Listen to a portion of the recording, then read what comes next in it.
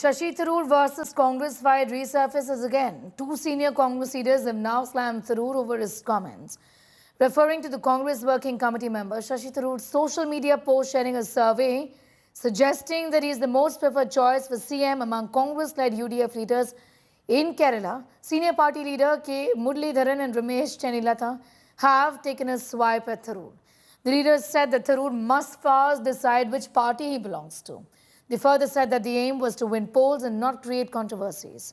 The survey conducted by a private agency found that respondents believe Tharoor was best suited to lead the state. Tharoor had shared the post about the survey on social media platform X, adding a folded hands emoji in response. അതല്ല അദ്ദേഹത്തിന് ഇതിൻ്റെ അത് ശ്വാസം മുട്ടുന്നു, ഇനി തുടർന്ന് പ്രവർത്തിക്കാൻ കഴിയാത്തൊരവസ്ഥയാണെന്ന് അദ്ദേഹത്തിന് feel ചെയ്തത്. പിന്നൊരു മാർഗം പാർട്ടി ഏൽപ്പിച്ച സ്ഥാനങ്ങളൊക്കെ ഉപേക്ഷിച്ചുകൊണ്ട് ഇഷ്ടമുള്ള രാഷ്ട്രീയത്തെ അദ്ദേഹം സ്വീകരിച്ചു. ഈ രണ്ടിലൊന്നല്ലാതെ ഇപ്പോഴത്തെ മാർഗവുമായിട്ട് അദ്ദേഹം മുന്നോട്ട് നീങ്ങി. അത് പേഴ്സണലായിട്ടുള്ള അദ്ദേഹത്തിന്റെ തന്നെ ഒരു ഐഡന്റിറ്റിനെ ബാധിക്കുന്ന വിഷയമാണ്.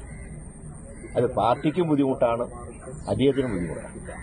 അതുകൊണ്ട് ഈ രണ്ടിലൊരു മാർഗം സ്വീകരിക്കാൻ അദ്ദേഹം തയ്യാറാവണമെന്നാണ് ഒരു സഹപ്രവർത്തകൻ എന്നുള്ള നിലയിൽ എനിക്ക് അദ്ദേഹത്തിനോട് അഭ്യർത്ഥിക്കാൻ. ലക്ഷ്യം എന്താണ്?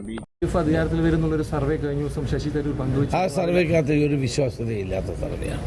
അതാരോ കുക്ക് ചെയ്തുണ്ടാക്കിയ സർവേയാണ്. അതിന് എനിക്ക് വിശ്വാസമില്ല.